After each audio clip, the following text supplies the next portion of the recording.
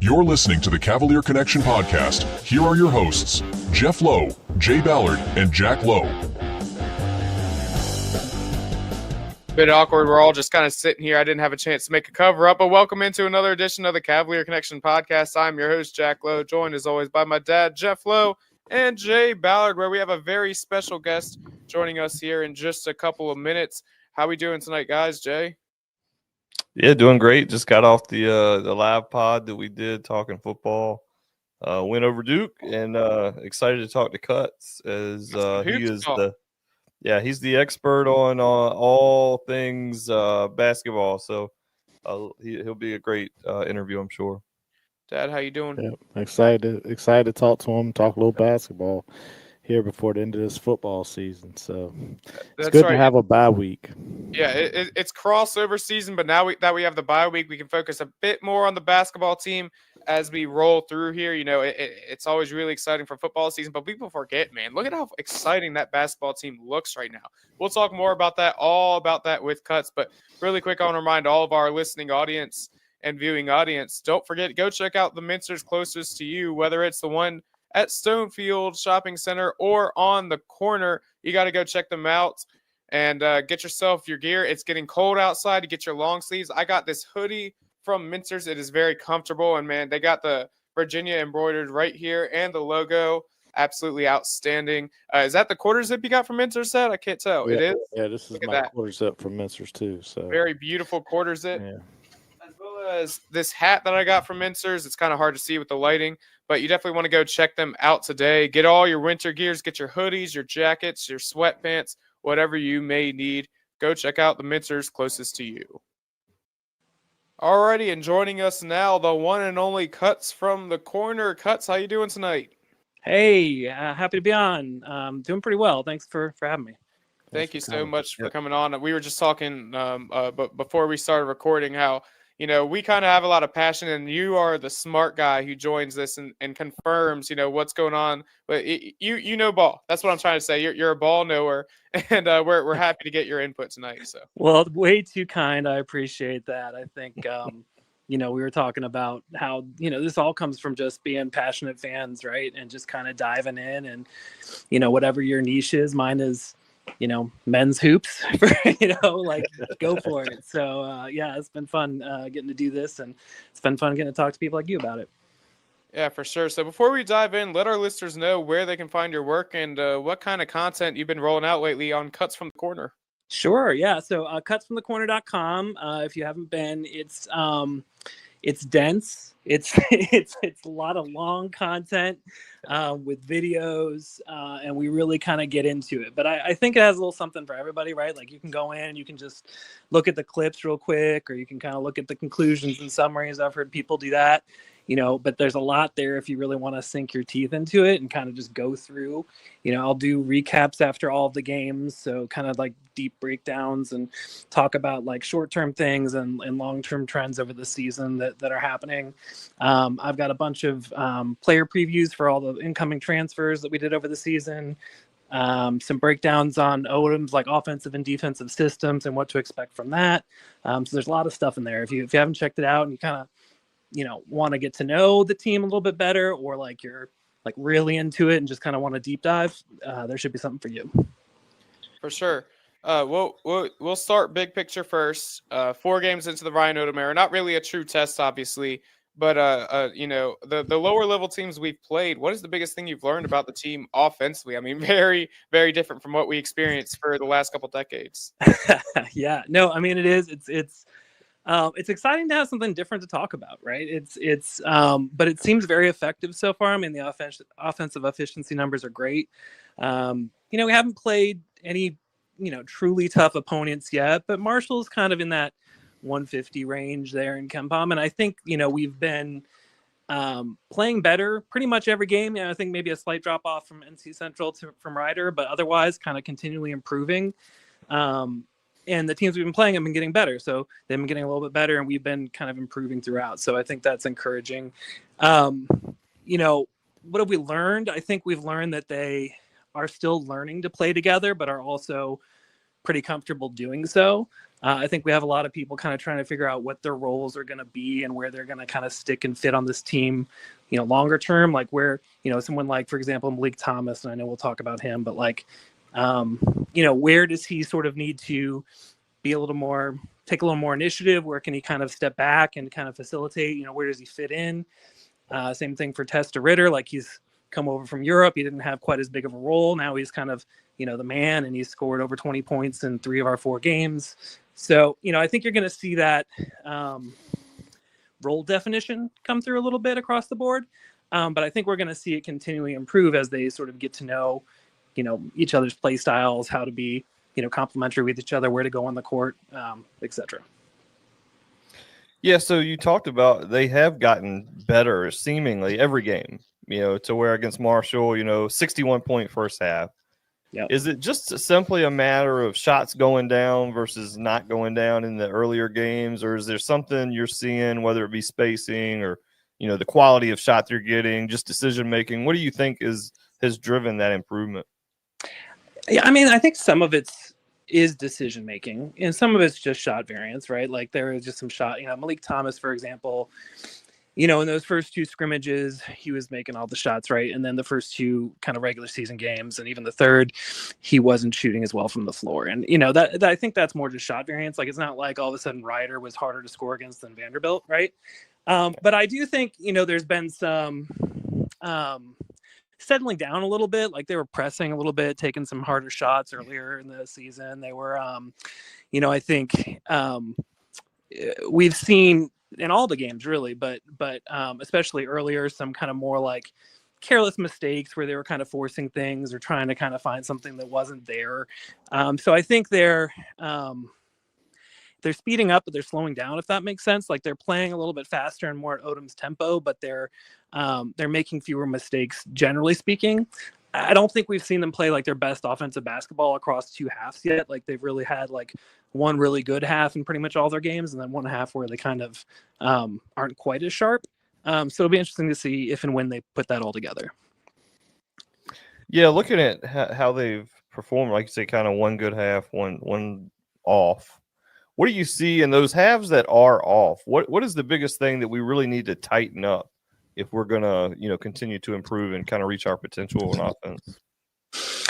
I mean, that's a good question. I think some of it's concentration. Like, it really is hard to stay locked in and focused playing that level of energy basketball for a full 40 minutes when you're blowing a team out. And I know, like, you want to be able to be as sharp regardless, but I think that's just sort of like the nature of it. I think there is still a little element of fatigue that goes into it. Like, you're pressing full court the whole game. Our rotation's one man shorter with Devin Tillis not in the lineup yet.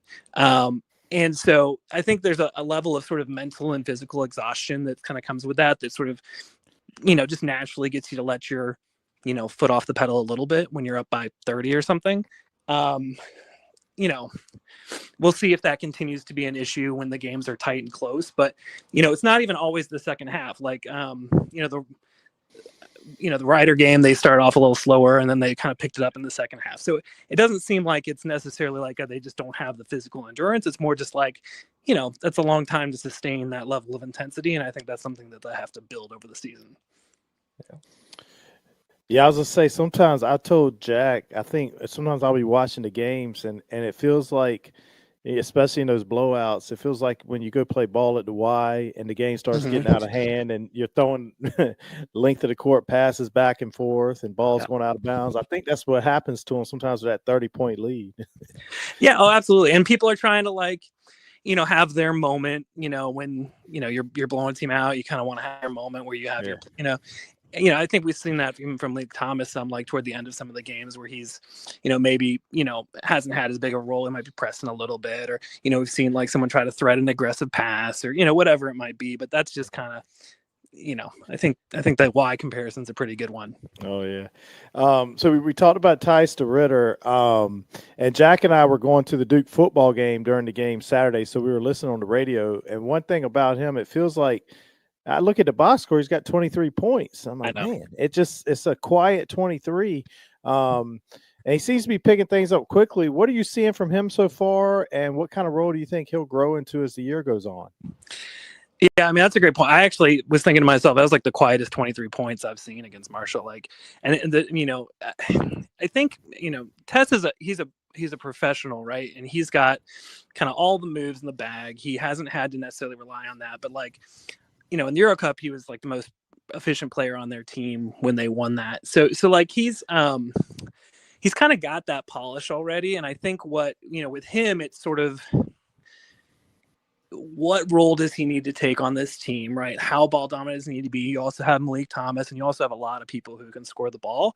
So, like, I think he's got to figure out, like, when does he go and get his versus when does he facilitate? Like, he's already working really well off, playing with Grinlow and being able to kind of pass to him or kind of play off of him. They do this nice thing where they play 4-5, where he's kind of the ball handler and Grinlow screens for him, and they, kind of take that advantage of playing against other bigs who might not be as comfortable defending that. So there's a lot of different ways we can go with him. I think my thought on DeRitter is he's going to be one of those players that steps up bigger in bigger games because he's used to playing against like the highest level of competition over in Europe. And so you might have some game, of course, first 3 games, he still scored 20 points, but you might have some games where he's a little quieter. Like he had 5 points against Hampton, when it's not really necessary that he steps up. But I do think he's going to be one of those guys where, along with Malik Thomas, you need a bucket late in the game against a good opponent. You turn to him in isolation or you run a play for him because, that's what he's bringing to the table for this team. Yeah, and speaking of Malik Thomas, I know on Saturday it was great to see him really get going. I know he was cooking in that first half. Yeah. How does he fit into Odom's system, and is he giving UVA what you expected early on? So, I mean, he fits really well into Odom's system. I think with Malik Thomas, he's not like an explosive athlete, right? He's a really skilled player with a really nice handle. He's used to creating for himself. There's a little more of that isolation ball style at San Francisco that he kind of thrived in. So he hasn't been historically much of a facilitator. He's kind of been more of just a pure scorer. But he did play point some at San Francisco. So I think his skill set fits really well here, right? Like he shoots the ball incredibly well. He can really kind of create for himself in transition. He can turn like a 1-on-2 fast break into positive, get the trip to the foul line or something. He's got a really good kind of change of pace and he's kind of crafty. And I think we're starting to see him get more and more comfortable doing those things, right? And he's also improving with his facilitation. Like he's getting to be a more effective passer. I think there's more threats and options on this team. He's had some really creative looks, in transition, finding teammates. He'll get the ball in that mid post sometimes and collapse the defense and kick out just like a low post player or DeRitter would. So there's a lot that's fitting in for him there. Now, I think where he still has to adjust is he's not going to have to be the volume scorer he was in most cases. And he's still a little sloppy at times with, he's had some careless turnovers. I think he is pressing a little bit on the offensive end. So once he kind of fills his role out a little bit, I'm not really worried at all about him on the offensive end.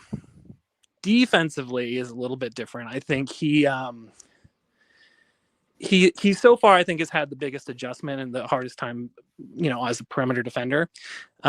He's not, the quickest guy. He's more of a kind of think of him more as like a gambler, right? Where he isn't the best at like sustaining that man-to-man defense, but he was like 4th in the WCC in steals last year because he's active with his hands. He's aggressive, trying to jump passing lanes. He's trying to make a play.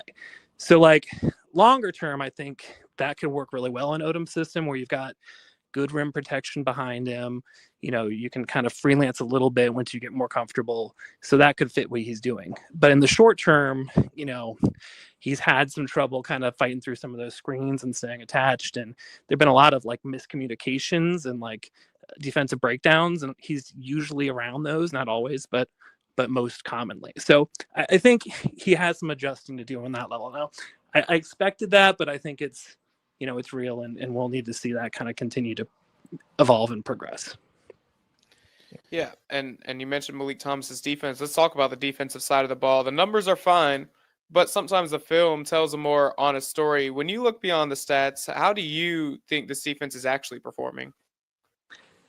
I mean, I think it's good. I think it's going to look different than we're used to as UVA fans, right? Like we're used to the pack line, right? And we're used to trying to kind of hard hedge, keep guards out of the paint, double team the post, kind of inside out, right? Keep people out, force them to kind of shoot contested long distance shots or, have a shot clock violation.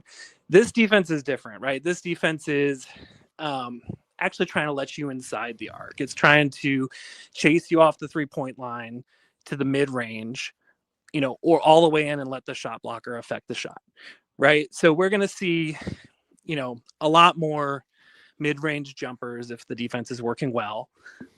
Hopefully most of the time they'll be contested, but I think one thing Odom said he's willing to kind of live with is, if you have to, if you get an open mid-range shot, it's better than getting an open 3, right? So I think they're doing and executing sort of what they want to be, and the shot blockers have been awesome, and the rim protection's been really good, but there's still a lot that needs to be cleaned up on that end to kind of make it, I think, more what Odom's used to seeing when like that VCU defense is working at its best, right? Where it's more aggressive, more, disruptive, offering, fewer clean looks from that mid-range, even though I think, they've been doing okay. But I think there's a lot to work with as long as they kind of keep getting those reps and keep tightening that up. Yeah. So probably the most uncomfortable question I have to ask is, okay. Everybody's wanted Elijah Gertrude to be, I think, more than what we've seen so far anyway. He's had some flashes, but honestly, to me, and again, I would defer to you, so I'm anxious to hear what you have to say. I'm not seeing the guy that can play with the rest of his teammates yet. And maybe he's still recovering, maybe he's still coming back. But what are you seeing with Gertrude, and do you think he's at risk of being the odd man out of the rotation? I don't think he'll be out of the rotation. I mean, his minutes might go down. I don't think he'll be out of the rotation because I think they want that guard there. And I think Martin Carrere has got a lot of potential long term, but he just he's having a hard time on the defensive side. He's been letting guys go right by him in most of the times he's been in. So I think there is absolutely a role for Eli this year. I think Eli, theoretically, aside from his shooting, fits exactly into what they want to be doing. He's got that ability to kind of defend. He has an ability to defend in a way that none of the other perimeter defenders do. Like he can really provide something. Like there can be a role for him on this team if he can kind of embrace that and lock in, where you can put him in, he can guard, he can kind of shut someone down or at least be disruptive and help maybe answer a tough defensive matchup that we're struggling with, right?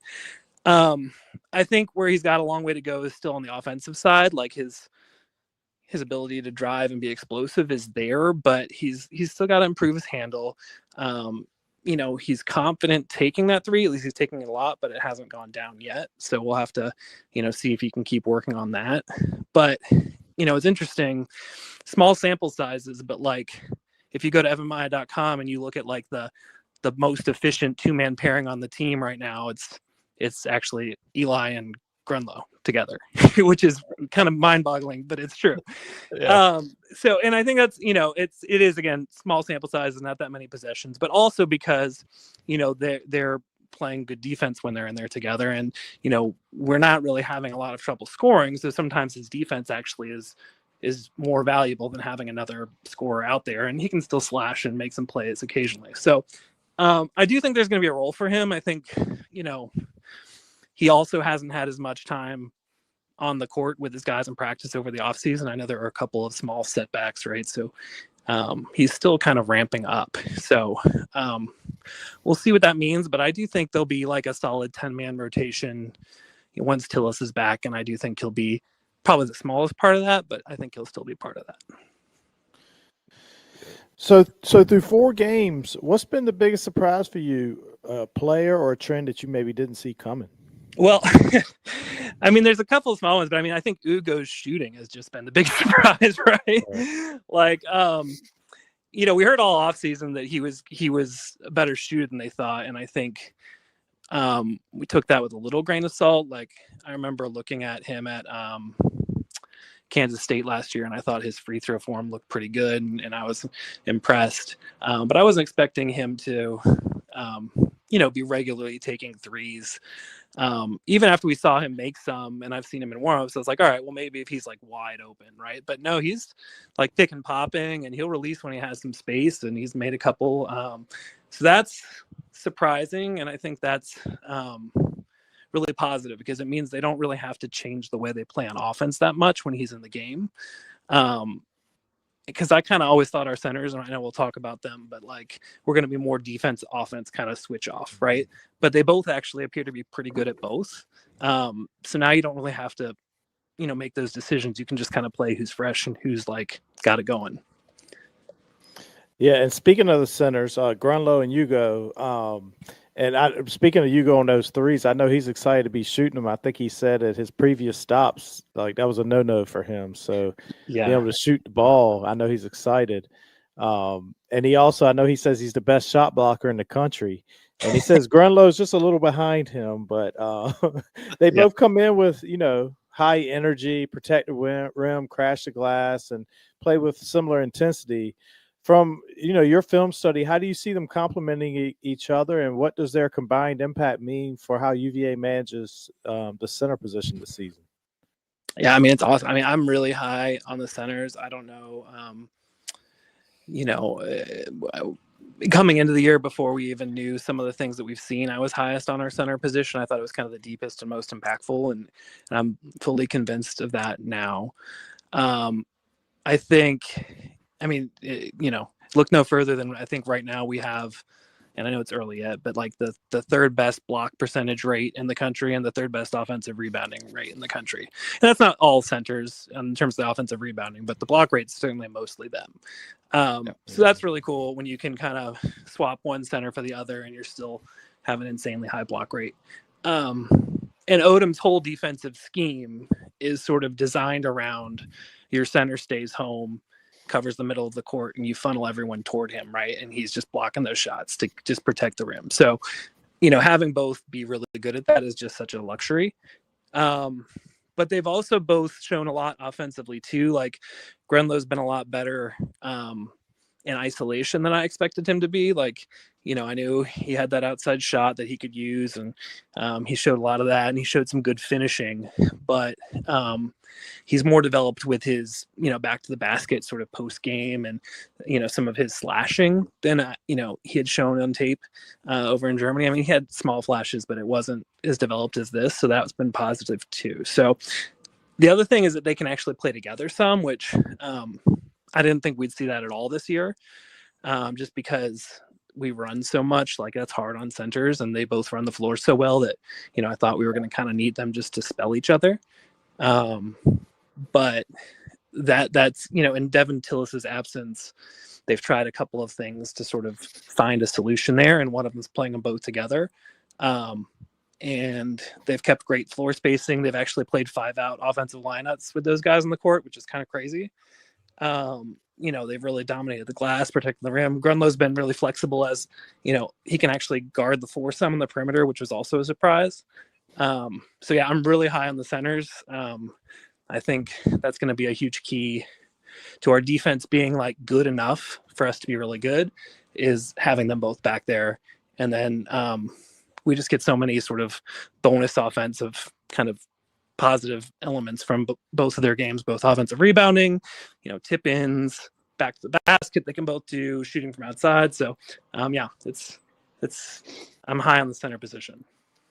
And it's fun in 2025 when your center can hit a shot at the buzzer from three when he hadn't made a shot in his whole college career. I know. It was so good. Like, Oh, he was so excited. That's interesting though, because like he talked, I don't know, I think you guys saw the post conference where he was talking about like how empowered he felt here and how much that meant to him. Mm-hmm. And I think that's something,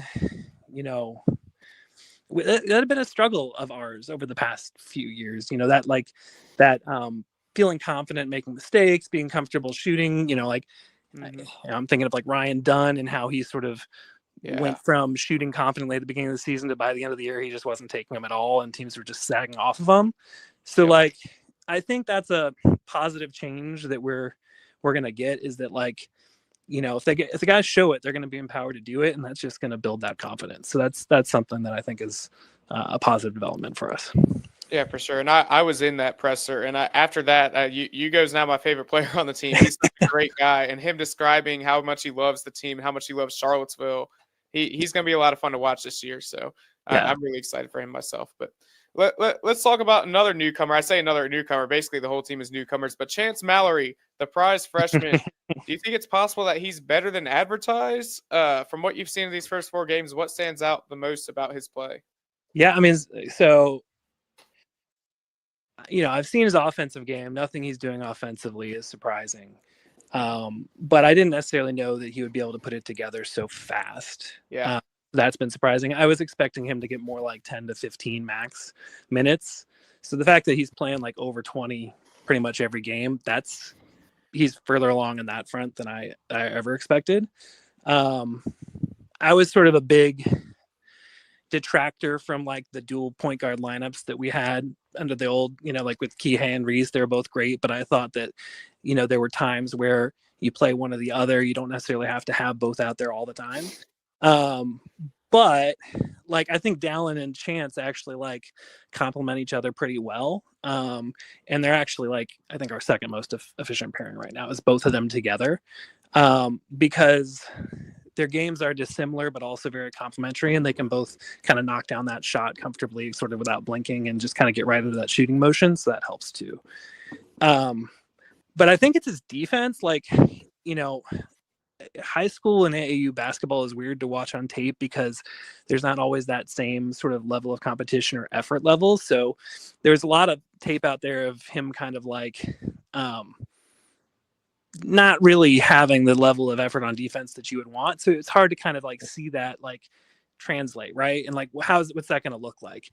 And he's come out here and he's just been like in everyone's business and been such like an awesome pressure player. And, I think there are going to still be elements where, against some bigger guards, he might struggle at times on that end. And there's been some communication pieces and there's been whatever, and there's just adjustments that are coming. But he's been a lot more disruptive and impactful, and like his rebounding is phenomenal. He really can get up there, and he seems to be just always around the ball in like a very physical way. So that's been exciting too. I think Chance is one of those players where I want to like caution people not to like think of Chance and Dallin as like a 1-and-1. Like if you're really feeling high on Chance, like that means there needs to be less of Dallin. I don't think that necessarily has to be the case, because I think there's a lot of good things Dallin's doing too. So I would just put that out there because I know there's a ton of Chance fans, but I do think Chance is playing great right now. Yeah, for sure. 2 of my favorite players on the team are Jakari White and Sam Lewis, and they kind of bring similar. Jakari is just this energizer bunny, man. I feel like at any second he's going to go off with a steal and then driving in the lane. I think he's always looking for his offense. Whereas Sam, I see as more of like a methodical kind of, but just deadly shooter, almost like a Klay Thompson type. What do you see from them, and how do they complement each other, or do you kind of see them being off the floor, or one on the floor, one off the floor type situation? No, I mean, I think they can absolutely play together. I think Sam's best at the 3, but he's played a little 4 with Tillis being out too. And Jakari's, I think, I mean, he can play 3 depending on how you put with him, but I think he could probably play 1. But he's a really good shooting guard also. So I mean, I think they certainly make sense on the floor together with one of Chance or Dallin. Jakari's game is a little more. I mean, they're both fantastic spot up shooters. Jakari's got a much better handle and can kind of create for himself, although. Sam Lewis has had a couple of pull-up 3s, which he was mostly a spot-up guy in Toledo. So that's been kind of a cool thing to see him, try that out and be successful a couple times this year too. But, I think Sam's a little less confident with his handle. He's more of a slasher. Like, he's really good if you get like a open path to the lane. He can just, drive it in there and get a good dunk. I think we saw that maybe in the Hampton game. But like Jakari is going to be a little more. He can break you down off the dribble. He can hit a step back three on you. He can, do whatever.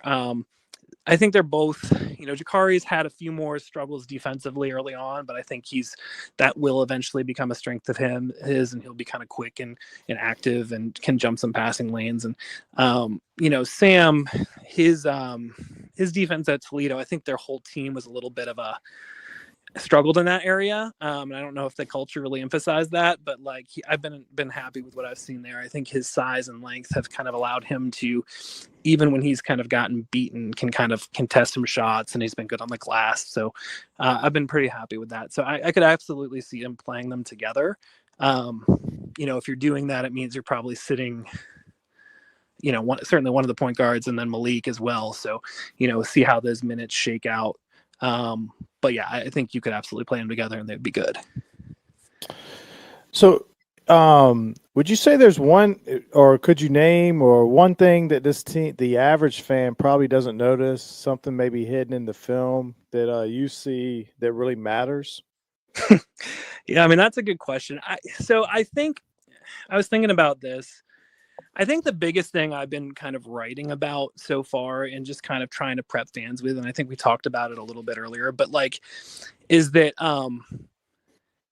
you're going to get some looks that look like they're just like blown coverages, right? It's going to look like, oh man, we got scraped off the screen. No one helps. They hit this open mid-range jumper at the elbow. What a disaster, right?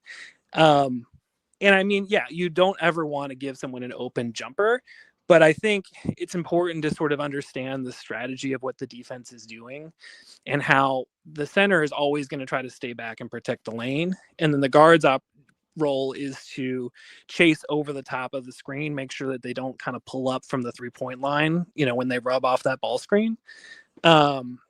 So chase them into the paint, make them pull up from the mid-range, right? So sometimes they're going to get a good contest on that, but every now and then it's going to just be this open jumper.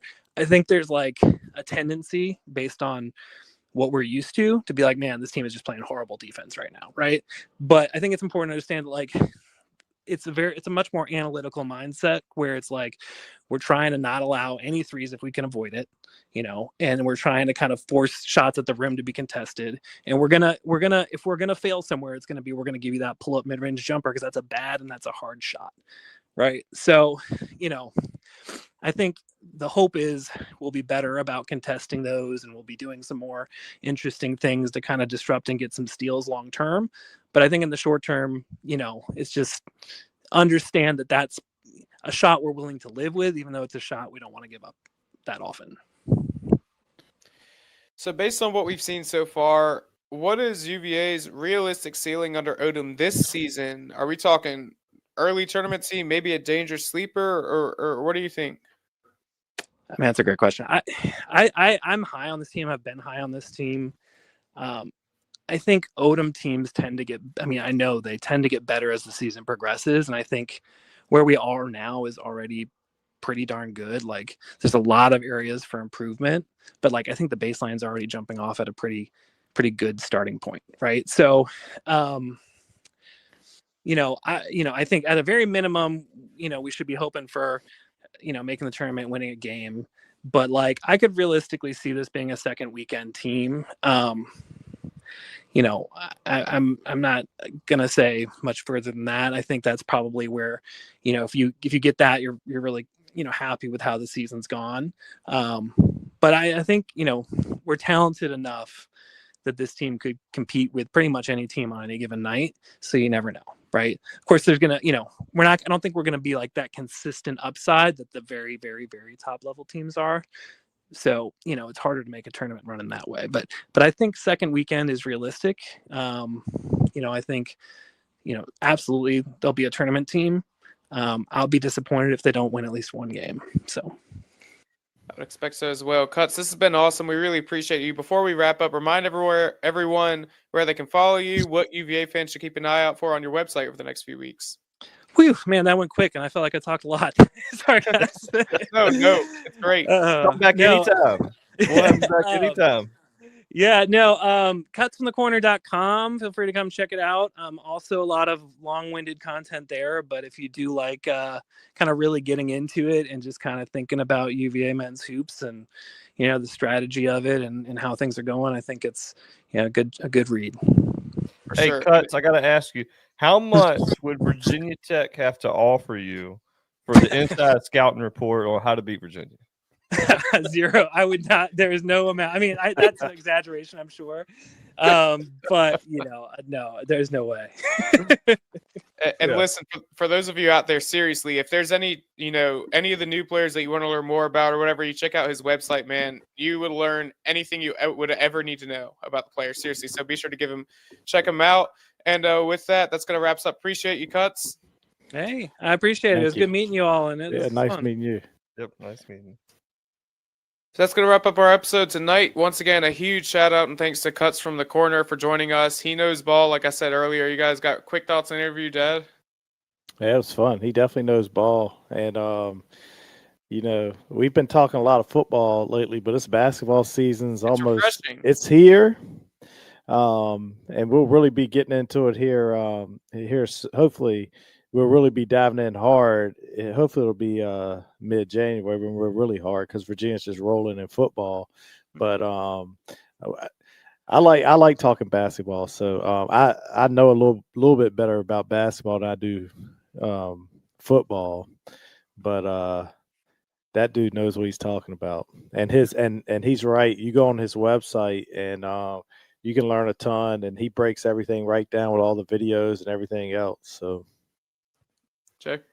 Yeah, I love hearing the talk of second weekend. I mean, if you get to the second weekend, you're playing to go to the Final Four. That's the Elite Eight, second weekend, Sweet 16 at worst. You're going out. I mean, I think anybody would sign up for that right now.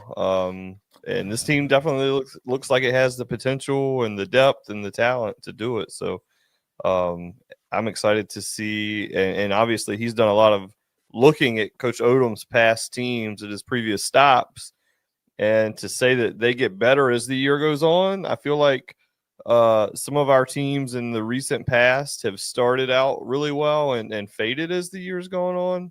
So I'm hopeful, and I'm hopeful that we'll see that kind of come to fruition as we continue to play well throughout the year and kind of maybe peak as we reach that tournament time. Yeah, for sure. So once again, thanks to him. That's going to wrap us up tonight. Be sure to go check out the website, thecavalierconnection.com. Got articles all throughout there. Maybe not quite as in-depth as Cuts from the Corner does when it comes to the basketball articles, but we got plenty of football work up there right now. It's crossover season, so we'll get more basketball stuff up there in the near future. And go check out the X at Go Who's Podcast and all the other social medias at the Cavalier Connection. And again, I forgot to mention this in our live. We are on Spotify and Apple Podcasts now. You got to look up The Cavalier Connection. And I know there's a couple copies on Spotify. It's really confusing, but it's the one that's labeled The Cavalier Connection. And all of our latest episodes are on there. With that being said, go Who's. Go Who's. Go Who's.